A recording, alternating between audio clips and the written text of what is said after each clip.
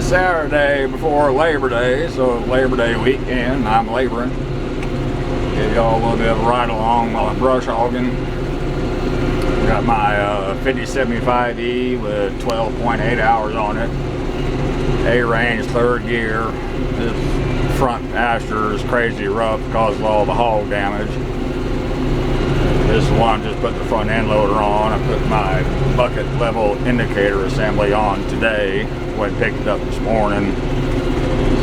Had 4 of us, me and 3 guys at John Deere, sorted through a long list of options for a cutting edge. We all kind of came to the same conclusion. We think we're getting in the right one.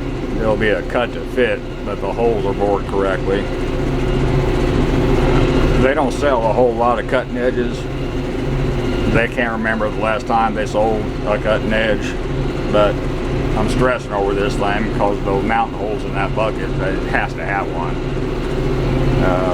All said and done, it'll probably be $600 when it gets here. But that's me.